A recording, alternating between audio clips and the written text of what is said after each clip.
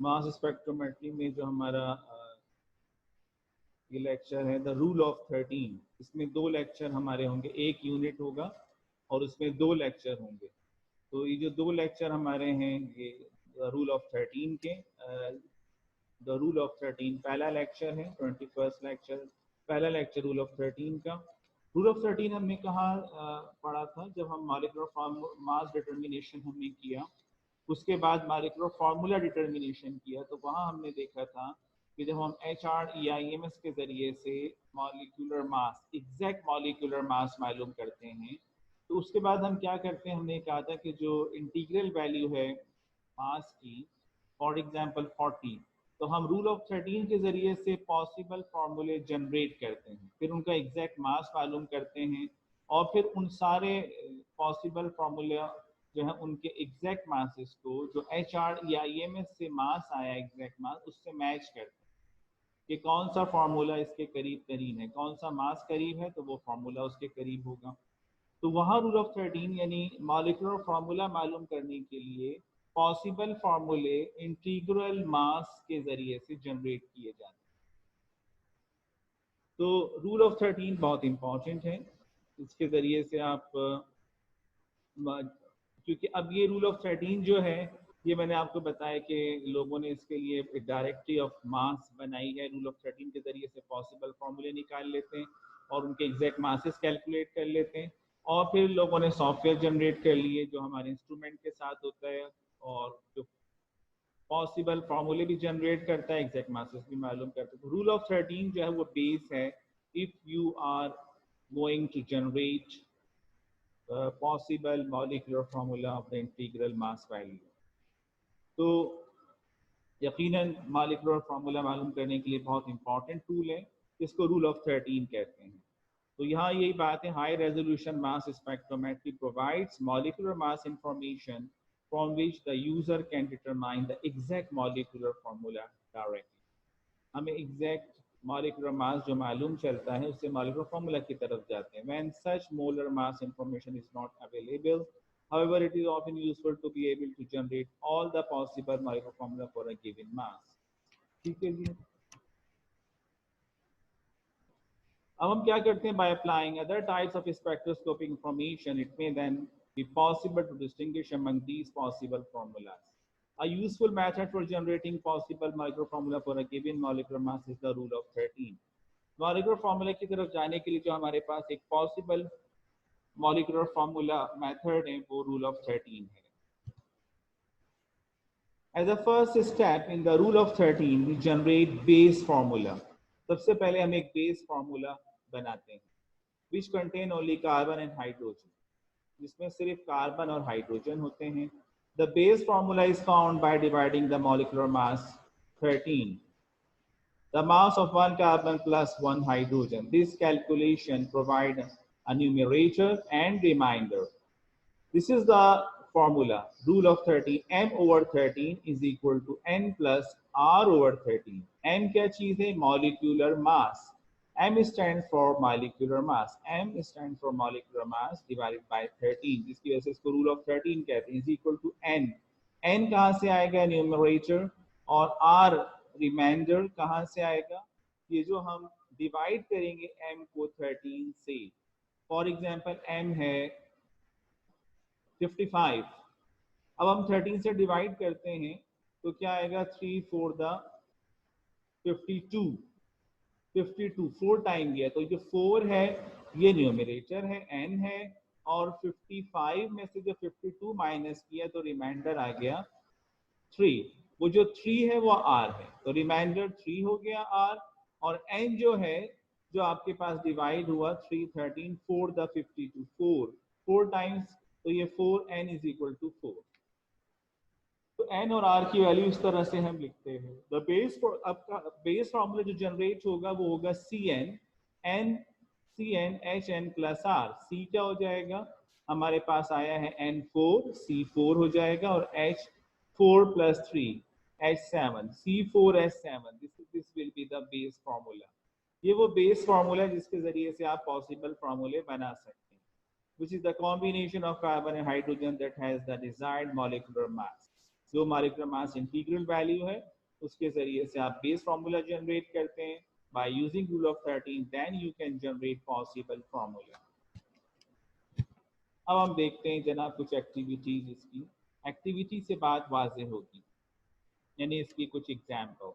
एक unknown substance whose molecular mass is 94 AMU and degree of unsaturation is 3, what is the structure? Degree of unsaturation 3 है और molecular mass 94 है, what will be the molecular formula और structure formula? Molecular formula क्या होगा? Apply the formula of the rule of 13। अब हमारे पास rule of 13 क्या है? m/13। m क्या चीज है? 94 molecular mass is equal to, अब आप 13 का टेबल पढ़ें, 13 7 द 91, 13 7 द 91, तो 7 न्यूमरेटर हो गया n, और 94 में से जब 91 माइनस करेंगे तो 3 आ जाएगा, तो हमारे पास रिमाइंडर हो गया 3 ओवर, तो n 7 और r is equal to 3। What will be the base formula? Cn, n क्या है? C7 H n plus r, यानी 7 प्लस 3, तो C7H10, this is the molecule, this is the base formula. अब इसका आप देखें मास तो वही है 84 और 10 94 आ जाएगा, तो this is the base formula of molecular mass 94। अब पॉसिबल फार्मूला जनरेट करेंगे। Substance that fit the formula must contain some combination of 3 rings or multiple bonds. This is the possible structure.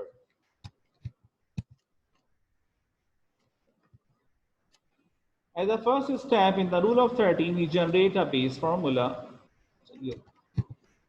And this is the activity 1. अच्छा, अब इससे हमें क्या पता चल रहा है? हम कह रहे हैं कि जनाब C7H10 है और इसकी डिग्री ऑफ अनसैचुरेशन 3 है, ठीक है।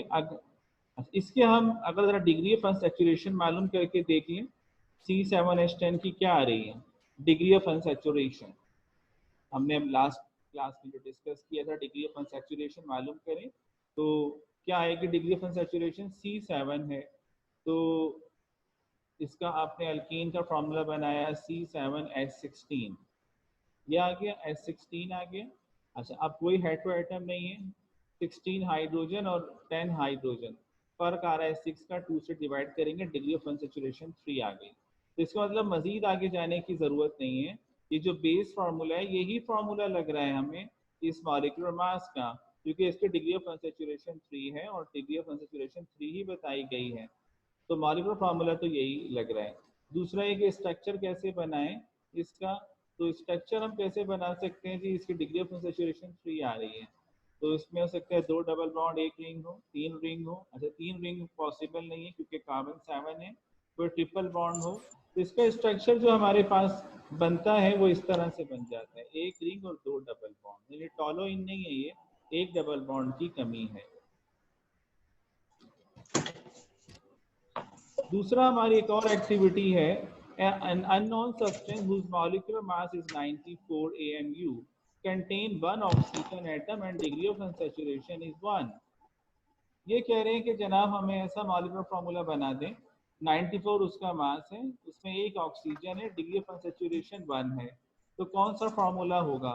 अब वो जो हमने पिछली एग्जाम्पल में देखा कि हम मजीद आगे जा सकते थे, लेकिन जब हमने उसकी डिग्री ऑफ अनसैचुरेशन मालूम की तो वो तो 3 निकली, तो हम उस बेस फार्मूला ही हमारा मॉलिक्यूलर फार्मूला बन गया, आगे जाने की जरूरत नहीं पड़ी। यहाँ ये कह रहे हैं कि जी 94 मास है, 1 ऑक्सीजन है, डिग्री ऑफ अनसैचुरेशन 1 है, तो सबसे पहले हम बेस फार्मूला जनरेट करते हैं 94 का, जो क्या आ जाएगा? अभी हमने मालूम किया था C7H10, this is the base formula, ये आ गया। अब हमें क्या चाहिए? हम ये कह रहे हैं कि 1 ऑक्सीजन है और डिग्री ऑफ अनसैचुरेशन इसकी 1 है, डिग्री ऑफ अनसैचुरेशन इसकी 1 है, वो नहीं कह रहे हैं? अच्छा नहीं, सॉरी, ये डिग्री ऑफ अनसैचुरेशन 4, थोड़ी सी मिस्टेक है, इसको हम सही कर लेते हैं, डिग्री ऑफ अनसैचुरेशन इसकी 4 है।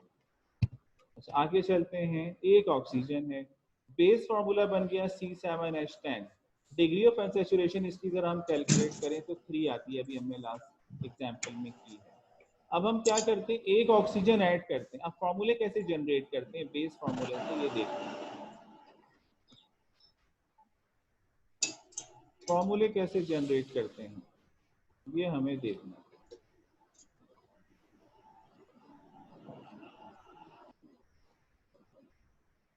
फॉर्मूले कैसे जनरेट करेंगे, एक सेकेंड।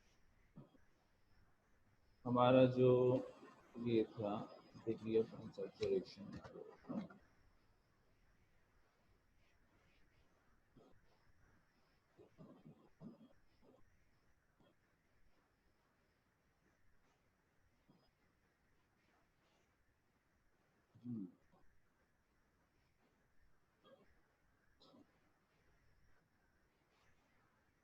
डिग्री ऑफ अनसैचुरेशन 4 है। अच्छा, अब हमारे पास क्या आ गया, इसकी डिग्री ऑफ अनसैचुरेशन मालूम की 3 आ रही है हमारे पास। अब हम इसका फॉर्मूला जनरेट करेंगे। हमारे पास तो डिग्री ऑफ अनसैचुरेशन 4 होनी चाहिए, this is the 4 degree of unsaturation 4, और एक ऑक्सीजन होनी चाहिए। तो एक ऑक्सीजन हम इसमें रखते हैं कि अब हमने क्या किया, ऐड 1 ऑक्सीजन। ऑक्सीजन का मास होता है 16, तो अब 16 यहाँ से माइनस कर देंगे ताकि मास बराबर रहे, 94 ही रहे। अब 16 कैसे आएगा, 12 कार्बन के हो गए, 4 हाइड्रोजन के, तो 16 आप निकाल दें, एक ऑक्सीजन ऐड कर दें। अब क्या हो गया, C6H6O, यानी CH4 माइनस हो गया, एक ऑक्सीजन ऐड हो गया। अब ये आ गया, इसका मास निकाल, जब एक ऑक्सीजन आ गया है तो इसका मास निकाल के देखते हैं, डिग्री ऑफ अनसैचुरेशन निकालते हैं, तो वो 4 आ रही है। आप निकालिएगा तो 4 आ जाएगा। इसका मतलब मॉलिक्यूलर फार्मूला ये हो गया, C6H6O, डिग्री ऑफ अनसैचुरेशन 4। तो जब भी हमने कहा था कि जब भी हमारे पास मॉलिक्यूलर फार्मूला हमें मालूम करना है, स्ट्रक्चर तो हम अपने तौर पे कर लें कि जब भी डिग्री ऑफ अनसैचुरेशन 4 या इससे ज़्यादा होगी तो हम बेंजीन को देख सकते हैं। तो अगर हम बेंजीन रिंग बनाएंगे तो फिनोल खुद ब खुद बन जाएगा कि हाँ भाई ये फिनोल हो सकता है, ठीक है। यानी इससे हम डायरेक्ट स्ट्रक्चर नहीं मालूम कर सकते, ये तो छोटा सा फॉर्मूला है, तो हम ड्राइव कर रहे हैं स्ट्रक्चर। हमें माइक्रो फार्मूला ही कंफर्म करना है। अगर हमें हिंट्स दे दी जाएंगी या फिर हमें छोटा सा कोई फार्मूला होगा तो स्ट्रक्चर भी कर लेंगे, अदरवाइज हमें सिर्फ माइक्रो फार्मूला ही कर पाएंगे।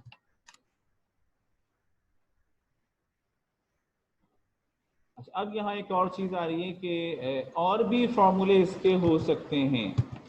ये जो C6H6O आया है, इसके और भी फार्मूले हो सकते हैं। इसका मॉलिक्यूलर मास 94 आ रहा है। क्या हम कर सकते हैं, C5H2O, हमने एक और ऑक्सीजन ऐड कर ली। जब एक ऑक्सीजन और ऐड करेंगे तो CH4 फिर माइनस हो जाएगा, यानी C5H2O2 हो जाएगा। इसकी डिग्री ऑफ सैचुरेशन मालूम करेंगे तो 3 आएगी, तो ये हमारा फॉर्मूला नहीं हो सकता। फिर एक और है कि जनाब हम क्या करें कि C6 ऑक्सीजन की जगह नाइट्रोजन ऐड कर दें, तो ये भी नहीं हो सकता। जब भी मॉलिक्यूलर मास हमारा इवन होगा तो नाइट्रोजन एक नहीं हो सकती, तो ये पॉसिबल भी नहीं। डिग्री ऑफ अनसैचुरेशन जो है वो 3.5 आ रही है, जो पॉसिबल नहीं, इंटीग्रल वैल्यू नहीं है। सल्फर ऐड करके देख सकते हैं, ब्रोमीन ऐड करके देख सकते हैं, लेकिन डिग्री ऑफ अनसैचुरेशन जितना हम मॉलिक्यूलर मास का कोई एलिमेंट ऐड करेंगे उतने मॉलिक्यूलर मास माइनस करेंगे ताकि मॉलिक्यूलर मास बैलेंस हो जाए। डिग्री ऑफ अनसैचुरेशन 5 है, 0 है, तो इनमें से कोई भी फॉर्मूला नहीं हो सकता। फॉर्मूला एक ऑक्सीजन के साथ होगा और उसकी डिग्री ऑफ अनसैचुरेशन आएगी 4, C6H6O। ये इसका फॉर्मूला है रिगार्डिंग द क्वेश्चन। ये कुछ example, replacement in the base formula. जो बेस फार्मूले में रिप्लेसमेंट करते हैं, अगर कार्बन को रिप्लेस करना है हाइड्रोजन 12 से कर दें। हाइड्रोजन 12, 12 हाइड्रोजन को करना है, बाज़ औक़ात कार्बन हाइड्रोजन बैलेंस नहीं होते हैं, कार्बन बहुत ज्यादा होते हैं तो उनकी जगह हाइड्रोजन लाना होता है। बाज़ औक़ात हाइड्रोजन बहुत ज्यादा होते हैं, उनकी जगह पे कार्बन लाना होता है। तो अगर 12 हाइड्रोजन रिप्लेस करेंगे तो कार्बन आ जाएगा। ऑक्सीजन को रिप्लेस करना है तो CH4, O2 करना है तो C2H8, O3 करना है, नाइट्रोजन करना है तो CH2, N2 करना है C2H4, सल्फर करना है C2H, chlorine C2H11, bromine C6H7, silicon, phosphorus. तो जितना मास आप ऐड करने जा रहे हैं उतना मास कार्बन हाइड्रोजन का आप रिप्लेस करेंगे और पॉसिबल फार्मूले जनरेट करेंगे। एक और एक्टिविटी हम देखते हैं, activity 3, calculate the molecular formula for possible compounds with molecular masses of 136। Use the rule of 13, you may assume that the only other atom present in each molecule are carbon and hydrogen। ठीक है, अब ये कह रहे हैं कि मास कितना है 136 है, पॉसिबल फार्मूले जनरेट करने हैं, कंडीशन बता दी है, कार्बन हाइड्रोजन मौजूद है, इसके अलावा भी एलिमेंट हैं, वो कंडीशन बता दी। मिसाल के तौर पे एक कंपाउंड है, उसमें 2 ऑक्सीजन है, कार्बन हाइड्रोजन तो है ही, 2 ऑक्सीजन भी है, तो फार्मूला क्या होगा। कंपाउंड है उसमें 2 नाइट्रोजन है, कार्बन हाइड्रोजन के अलावा, तो फार्मूला क्या होगा। कंपाउंड में 2 नाइट्रोजन है, 1 ऑक्सीजन है, तो फार्मूला क्या होगा। 5 कार्बन आ रहे हैं, 4 ऑक्सीजन आ रही है, तो फार्मूला क्या होगा। तो हम देखते हैं कि कुछ कंडीशन हमें दी गई है, उसको सामने रख के हम फार्मूला जनरेट करते हैं। ये भी आ सकता है आपके सामने कि जनाब 136 मॉलिक्यूलर मास है, पॉसिबल फार्मूले जितने 8 हैं, 10 हैं, 12 हैं, वो सारे जनरेट कर दें, वो हम सारे बता देंगे जनाब। ये भी हो सकता है, ऑक्सीजन भी हो सकता है, नाइट्रोजन वाला हो सकता है। अच्छा, अब हम इस क्वेश्चन को सॉल्व करते हैं। 136 मास है, सबसे पहले हम इसका बेस फार्मूला बनाते हैं। 136 यानी m ओवर 13, 136 डिवाइड बाय 13, 13 का टेबल आप देखेंगे, 13 10 130, तो 10 आ गया न्यूमरेटर, 6 इसका रिमाइंडर बच गया।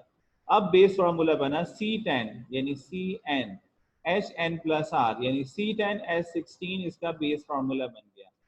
अब पहला सवाल क्या है कि जनाब 2 ऑक्सीजन होनी चाहिए। अब हम 2 ऑक्सीजन C10H, पहला सवाल 2 ऑक्सीजन ऐड करते हैं। पहले एक ऑक्सीजन ऐड की, CH4 माइनस किया, C9H12O, फिर हमने एक और ऑक्सीजन ऐड की, CH4 माइनस किया, C8H8O2, तो ये मॉलिक्यूलर फार्मूला बन गया जिसमें 2 ऑक्सीजन होती हैं।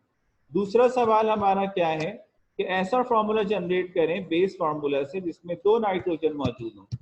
अब हम 2 नाइट्रोजन, दूसरा सवाल सॉल्व करते हैं। ये आपका बेस फार्मूला है C10H16, पहली नाइट्रोजन ऐड की, CH2 को माइनस कर दिया, आ गया C9H14N, फिर दूसरी नाइट्रोजन ऐड की, फिर CH2 को माइनस कर दिया, अब हमारे पास आ गया C8H12N2।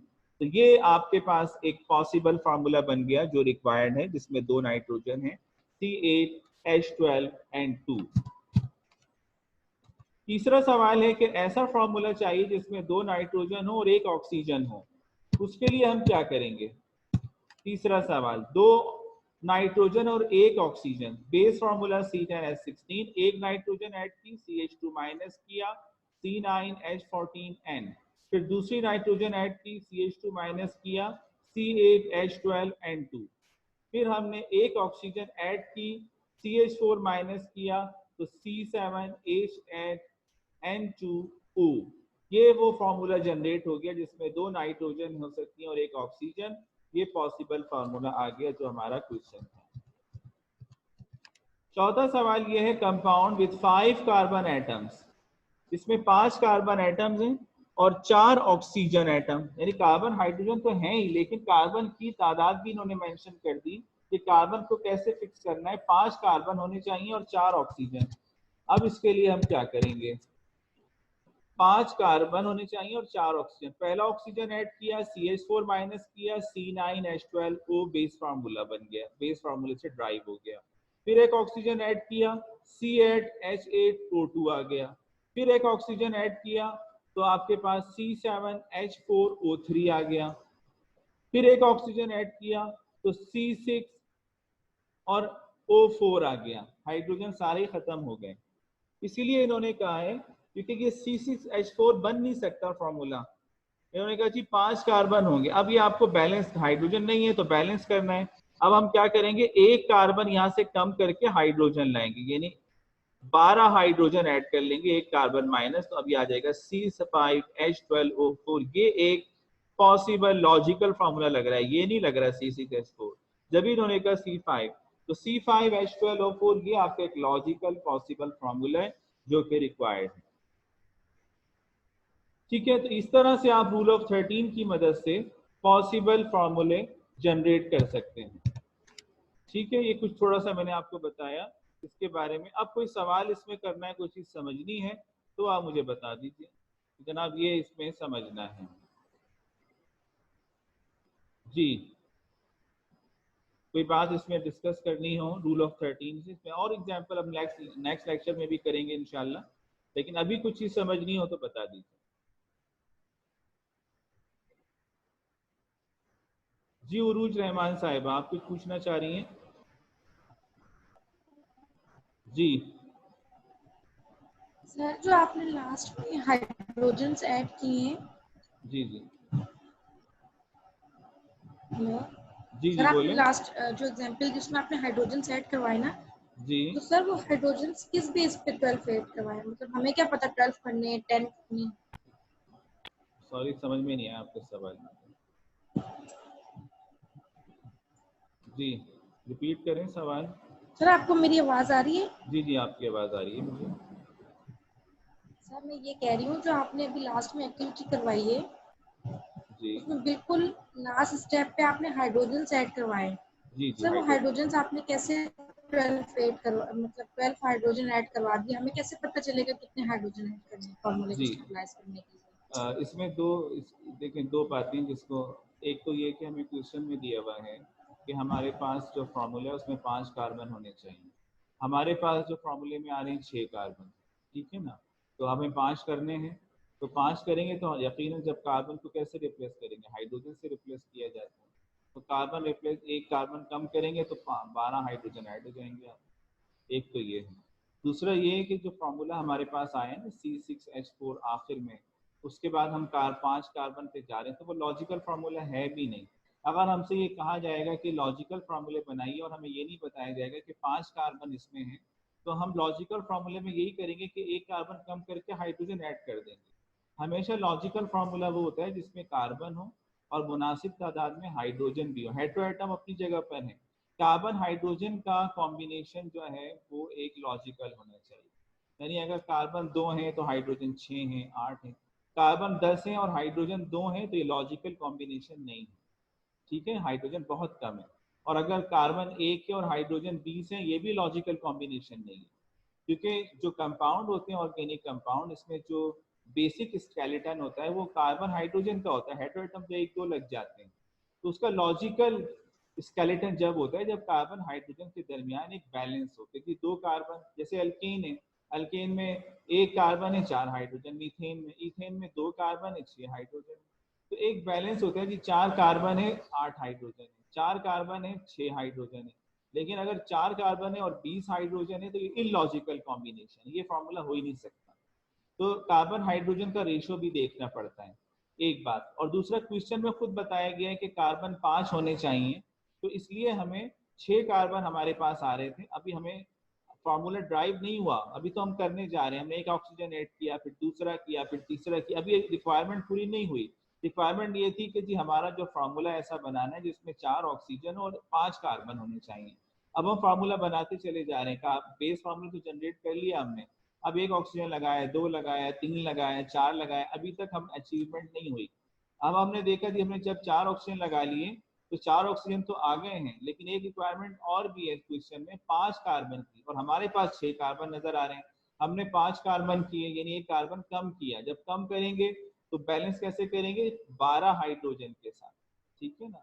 हाइड्रोजन 12 लगा देंगे, तो अब ये बैलेंस हो गया। अब जो रिक्वायर्ड फॉर्म, जो हमारा फॉर्मूला आया उसमें 5 कार्बन नजर आ रहे हैं और 4 ऑक्सीजन नजर आ रहे हैं, जो कि हमारी रिक्वायरमेंट है, ठीक है।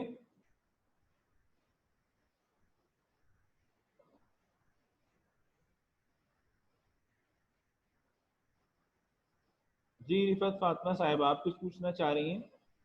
जी सर। जी सर ये बोलिए। जो आपने बताया कि हम पॉसिबल फार्मूले जनरेट करेंगे, और अगर हमें इन पॉसिबल फार्मूले जनरेट किए इनकी डिग्री ऑफ अनसैचुरेशन मालूम करनी हो तो हम इसमें कर सकते हैं? डिग्री ऑफ अनसैचुरेशन तो मैंने लास्ट टाइम बताया था ना आपको, उस तरीके से आप कर लीजिए। तो इन पॉसिबल फार्मूले अगर हमें करनी हो तो हम कर लें? हाँ हाँ कर सकते हैं, बिल्कुल कर सकते हैं। कोई भी ठीक है सर। फार्मूला आपके सामने लिखा हो उसके डिग्री ऑफ अनसैचुरेशन आपको जो मैंने मेथड बताया तो उससे मालूम कर सकते हैं, ठीक है ना। ठीक है सर। जी और कोई सवाल कोई करना चाहे?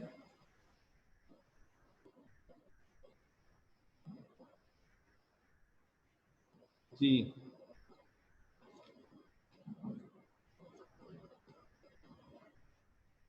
ठीक है, वाज़ेह हो गई बात। नेक्स्ट टाइम इसकी हम कुछ और प्रैक्टिस करेंगे, कुछ और जाविये से हम देखेंगे किस तरह रूल ऑफ 13 हमारे लिए है, अहम है। ये तो अभी हमने कहा कि जनाब हमें एक ऑक्सीजन चाहिए, 2 चाहिए, बाद वक़्त पूछा भी नहीं जाएगा, हम कहा नहीं जाएगा एक चाहिए, कहेंगे जितने फार्मूले बन सकते हैं आप बनाइए। अब हम 8-10 बनाएंगे लॉजिकल, और फिर देखेंगे उसमें कौन से लॉजिकल फार्मूले हैं जो पॉसिबल हैं। अब 10 में से हम खुद ही माइनस करेंगे, नहीं भाई ये नहीं कि 6 हो सकते हैं, ये लॉजिकली है। तो इंशाल्लाह अगली क्लास में इसकी प्रैक्टिस करेंगे इंशाल्लाह। ठीक है जी, अल्लाह हाफ़िज़।